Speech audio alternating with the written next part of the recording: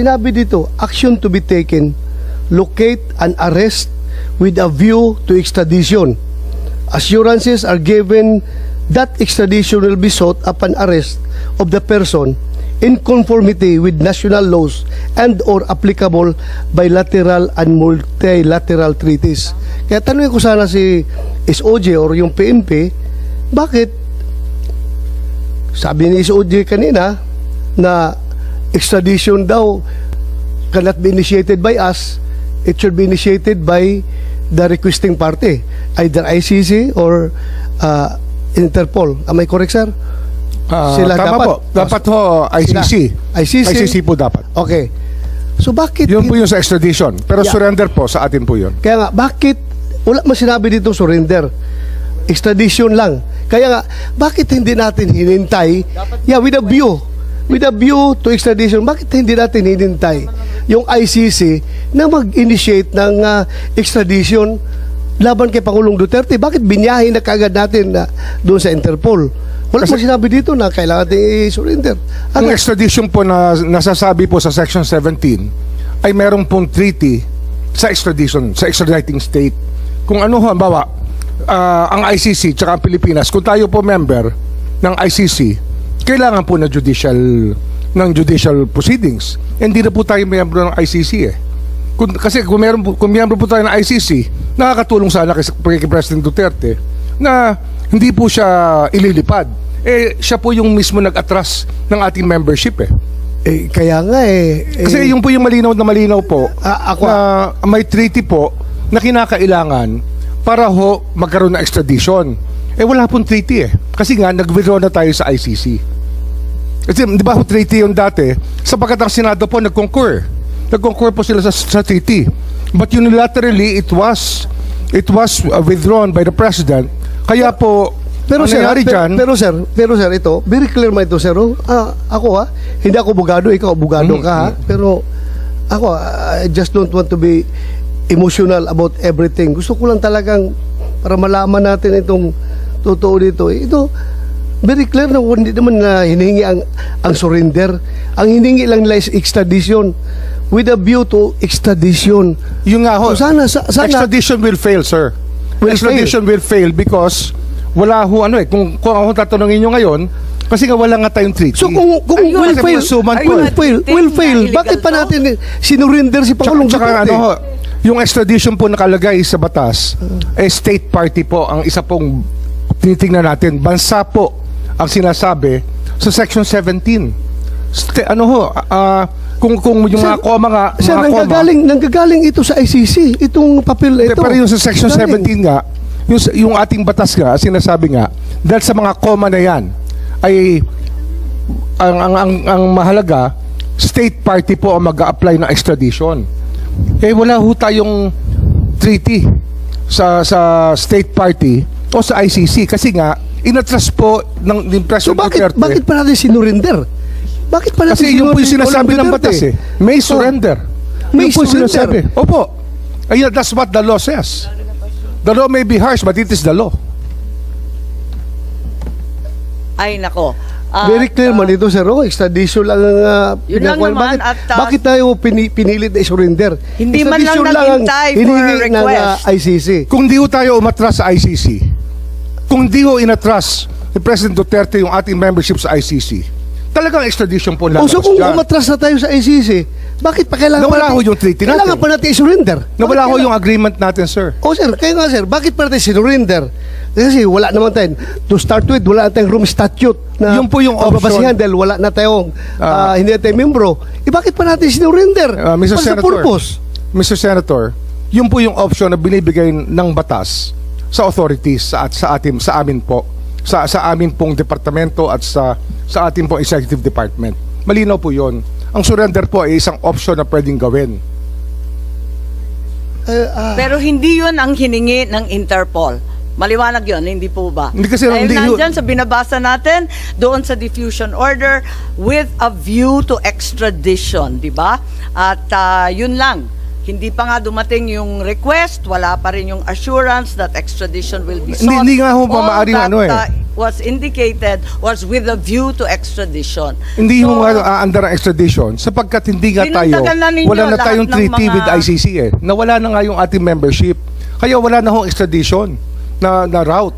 Ang nangyari po, surrender route na lang po ang naiwan. Madam Chair. Kung di ho nag-withdraw si President Duterte, wala ho tayong naging problema. O kung wala na tayong treaty, locate and arrest with a view to extradition. Hindi mo magawa ang extradition dahil wala na tayong treaty, di ba? So hanggang arrest lang tayo. Bakit mo biniyahe? Pwede mo namang isurrender dito sa local courts natin. Ipakulong mo dito sa Pasay. So ang maliwanag, Bakit mo pa sinurrender? Yun po yung yun ang best judgment namin. Yun po ang tingin namin Hindi, ina-admit na mabuti po tayo. sa ating bansa. Mabuti. Yun po yung aming paningin ang pinakamabuting gawin under the circumstances for our country. Yun po ang aming tingin, ang tama naming ginawa. para nakakabigla naman dahil sinasabi ninyo, wala na nga tayong ICC, di wala tayong obligasyon. Hindi, pero yung Dinagdagan na lang ninyo. ma'am, yung extradition kasi, pumapasok yan dahil membro tayo ng ICC. Dahil nawala tayo sa ICC, wala na tayong option sa extradition. Kasi tayo mismo nag-withdraw nawala tayong treaty natin. Kaya sumugal tayo sa surrender. Oo, yun talaga yun ang naging Pero, best judgment namin. ang sugal na yon, hindi nagsasaad na may obligasyon ng Pilipinas. Walang obligasyon talaga. Hindi, ano ho ito Ang obligasyon ito to the rest of humanity Wala na nga ang Yun nga ho yun extradition. Kasi Ano yung pa sinusunod po obligasyon? natin, yung ating international humanitarian law na 9851. That is contained in Republic Act 9851, Section 17 pa rin po. Babalik ho tayo rin muli. Okay, punta naman tayo ulit sa Madam Chair, PCTC kung papayag ang mga senador. Yeah, Senator, just on that point. Cayetano. Yeah, let me start by agreeing with the Secretary of Justice na magdamag tayo dito, Oo naman. hindi mag-agree. But I want to make one point lang on that, and if we can agree on something. Wala po tayong duda that human rights are essential. Whether you think of from a spiritual point of view, we were made in God's image, DNA ng Panginoon, or whether you look at it from a humanistic point of view, na human rights is essential. Okay? Klaro yon. Having said that, klaro din na napopolitika at nawe-weaponize ang human rights. So when I was DFA Secretary, kaharap ko po mga ibang European Parliament, maganda usapan namin, pero pinipilit sa atin na abortion is a human right. Iba po yun sa ating konstitusyon, na from conception, we believe it's a human right, yung life ng bata. So my point, Secretary, ang urgency kasi dito, nagsasalita kasi yung ICC na may mga isusunod sila. So what's important for me is if they issue a warrant, we guarantee, I'm not sure if we'll agree here, but we guarantee the Filipinos that warrants will be issued against them, that they can go to court. Na hindi pagdating ng warrant, dadating and surrender them there. Kasi nga, if they're there na, moot in academic na, not in the sense that they can still get accountability, as the good justice said, kung may abuse of process, may mananagot dito.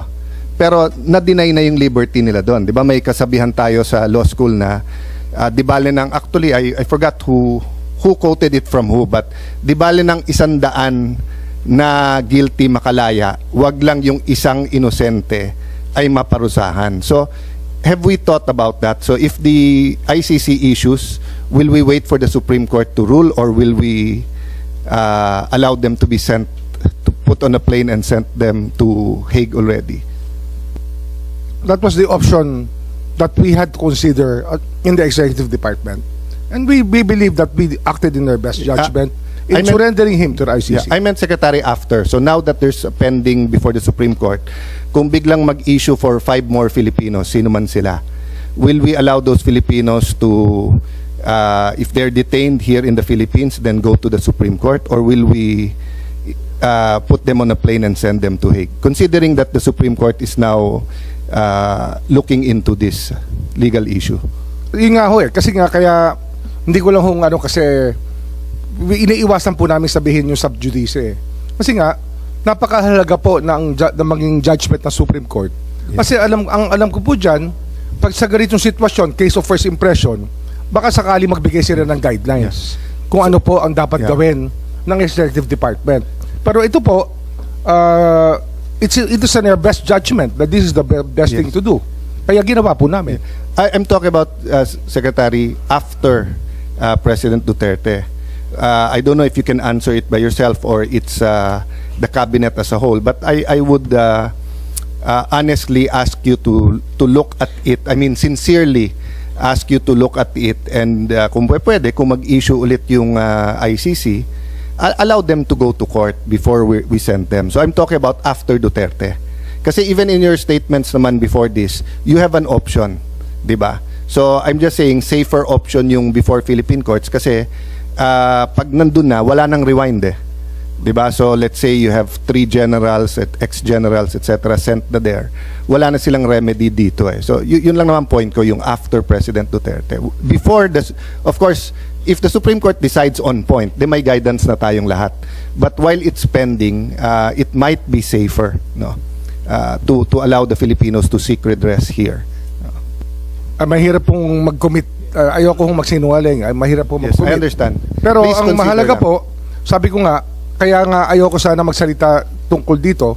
Yung last hearing po, iniiwasan po namin na magsalita. Kasi napakahalaga po ng gagawin ng Supreme Court dito. Sana po igalang din natin yung kanilang estado ngayon na kailangan po nilang desisyonan itong kasong ito. Ang dinidiin lang natin, tulad ng sinabi mo nung umpisa, na nangingibabaw sa lahat ng ating saligang batas. Kahit ano pang batas yan, kung ano man tratado yan, mangingibabaw lahat ng Bill of Rights, ang karapatang pantao, mangingibabaw sa lahat. Kaya nagugulanta lang kami na meron naman palang options eh. Bakit pinili yung labag sa batas? Yun ang pinagtatakahan namin. Babalik muna tayo sa PCTC at kung maaari, I'd like to be clarified on the role of the Special Envoy on Transnational Crime, currently occupied by Ambassador, apparently previously ASEC, tama ba yun? Marcos Lacanilao. Is he present? Yes, I'm present. And what's your proper title? Ambassador, ma'am. ASEC? No, ma'am. Before, I was ASEC of Office of Civil Defense. Pero na-transfer ho ako sa Special Envoy last year. So, I hold the rank, ma'am, of Ambassador. Ganun pala. So, dati nakita ko sa Facebook, nagpapasalamat ka kay Senator Bongo tungkol sa flood control. Tama ba yun? Dahil sa civil defense. So, Senator Bongo nandyan. Kilala po ninyo to? Si Senator Bongo may statement yata. Naririnig ba ninyo ako? Ayan, Bong. Madam Chair. Yes, please. Oo. Si Ambassador Lacanilao sa dating Office of Civil Defense, ASEC ka doon. At wala, nakita ko lang yung Facebook post tungkol sa flood control. So, inaasahan ko kilala po ninyo si Mr. Lacanilao. I'm not so familiar about him. Anyway, okay. Nakikita ko po dyan. Okay. Thanks. You wanted to make a statement, Senator Nagtrabaho po noon. Baka po nagtrabaho siya noon sa former administration ni Pangulong Duterte. Okay, Anyway, Senator good Bong, day, you Madam wanted to Chair. make a statement. Sorry. Yes. Okay. Meron po akong opening statement. Good day, Madam Chair, distinguished colleagues, and to the resource persons present in this hearing. Mabuti naman po at nakadalo ang iilang opisyal po ng gobyerno para mabigyang linaw ang mga kaganapan sa pag-aresto at pag-surrender kay dating Pangulong Rodrigo Duterte. Pero kulang pa rin po, marami pong wala. Madam Chair, marami po tayong katanungan noong nakaraang hearing na hindi nasagot dahil wala po yung mga government officials na maaaring makasagot sana sa ating mga katanungan. There are several instances that the government has repeatedly stated that the International Criminal Court has no jurisdiction in our country. Kung hindi po kinikilala ng gobyerno ang ICC, bakit nila binigyan ng pansin ang arrest warrant mula sa ICC? Yun po ang mga katanungan natin. Ginamit lang bang palusot ang Interpol? May violation ba sa Rome Statute? But we have also found out, Madam Chair, that there was no red notice from the Interpol. Kaya nakapagtaka talaga kung bakit nagmamadali ang gobyerno na isuko si dating Pangulong Duterte sa ICC. Isn't this a glaring violation of due process? Sobrang minadali. Ano po ang naging batayan ng inyong pagkilos at bakit may pagmamadali sa pagpapatupad ng pag-aresto? Ibinigay ninyo po si Tatay Digong sa loob lamang po ng 14 oras. Mas mabilis pa sa alas 4. Madam Chair, isa rin sa gusto nating malaman ay kung ilan nga ba ang may diffusion notice, red notice at arrest warrant mula sa Interpol dito sa ating bansa at ilan na po ba ang naaresto ng mga otoridad. Based sa website ng Interpol, 11 Pilipino ang may red notice mula sa Interpol. Lahat ba ito nasa Pilipinas? Lahat na ba ito ay nahuhuli na o hindi pa? Kung ito ay may red notice mula sa Interpol, misto lang hindi pinansin ng mga otoridad, bakit ngayon mabilis pa sa alas 4 bigla kayong umaksyon? Sa totoo lamang po, marami pang may mga warrant, marami pang may arrest warrant na hindi ninyo na-aresto hanggang ngayon. Pero pagdating kay dating Pangulong Duterte, walang isang araw ang bilis ninyong inaresto. Ang tanong ngayon, may babalik pa ba si Tatay Digong o sadya ninyo talaga siyang inilayo dito sa ating bansa? Bakit po? Para sa akin, hindi natin kailangan maging abogado. Let's call a spade dahil obvious naman, gusto talaga nilang isurrender sa ICC si Tatay Digong. Kaya sabi ko dati, kahit mag-hearing tayo dito araw-araw, ang importante po ay mapauwi si Tatay Digong, bring him home. Dito sa sarili nating bansa, dapat harapin kung ano man ang inaakusa sa kanya. Unfortunately, Madam Chair, gusto ko talagang mag-participate araw-araw. Sama tayo dyan sa hearing. Pero hindi ko po kaya humarap sa ilang tao sa pagdinig na ito na hindi marunong rumispeto. Mga ilang taong tatakbuhan ka, hindi nagsasabi ng totoo, at hindi man lang kayang rumispeto sa isang kasamahan ninyo sa gobyerno. Mahirap na, baka mamaya talikuran at buhan na naman ako. Respeto po ang importante dito sa isa't isa. Respeto sa Pilipino. Sa mga pulis naman po, unahin nyo muna resolbahin ang problema sa kidnapping ngayon.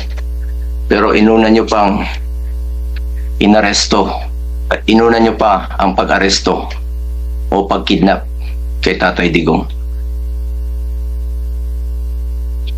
Ako naman po, nung nakaraang March 11, gusto kong pumasok, pinababa tayo sa sasakyan, sa gate. At kahit si VP Sara, hindi rin po pinapasok, isang abogado, at anak pa ng dating Pangulo. Ngayon, maayos naman kayong tinanggap sa Senado. Sana marunong rin po kayong magbigay ng kortesiya. Lalo na gusto lang nating masiguro na ligtas at nasa maayos na kalagayan si Tatay Digong, lalong-lalo na po ang kanyang kalusugan. Nakakalungkot lamang po, matanda na si Tatay Digong. Alam ko naman na matapang at matatag siya. Pero kitang-kita naman natin sa kanyang iniinda, harmless at fragile na po si Tatay Digong. Hindi na siya dapat ipinilit, ilayo at dinala sa ibang bansa. Hindi na po siya tatakbo sa inyo. Hirap na nga siya maglakad. Maski pagtali ng kanyang sintas at medyas, hirap na po siya. Lahat naman po tayo tumatanda. Lahat po tayo ay may minamahal na lolo't lola, tatay o kaibigang may edad na.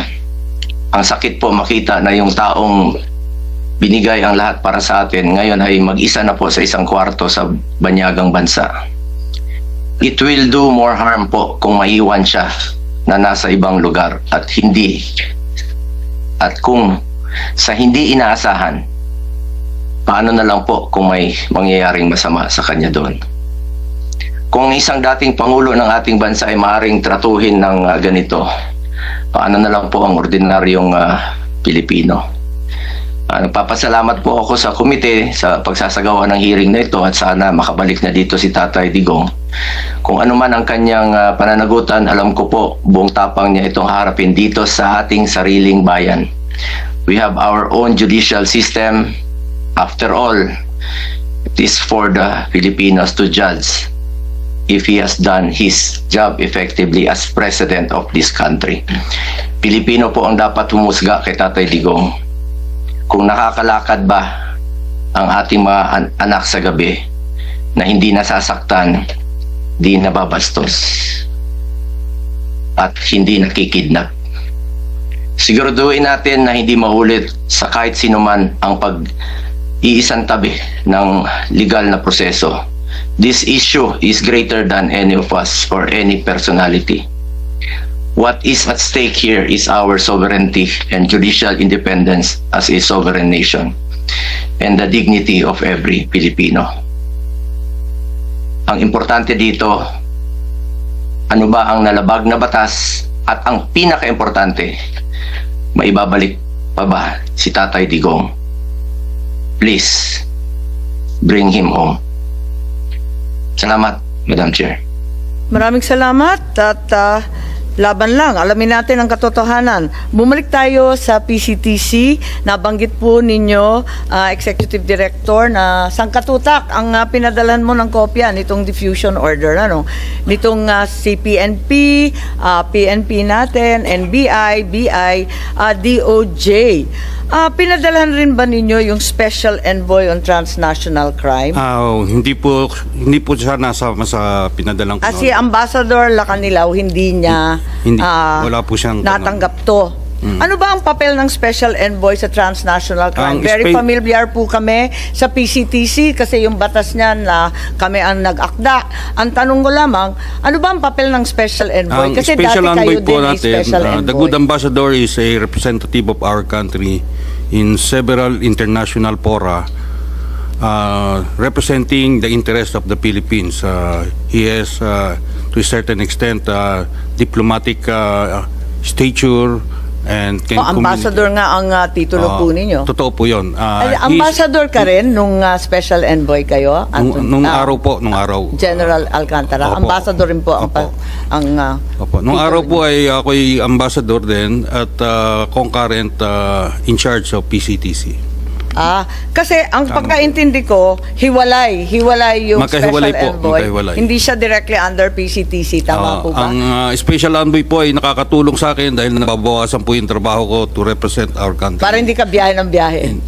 Medyo totoo po yan, totoo yun. Okay, so Ambassador, hindi kasi namin masyadong kabisado yung posisyon ninyo.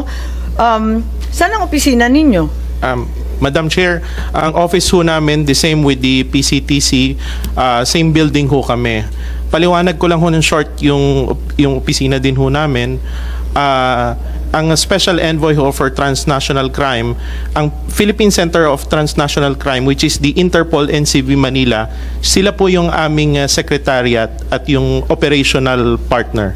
So may opisina po kayo? Wala? Meron po, nasa taas po kami. Ilan ang tauhan nyo?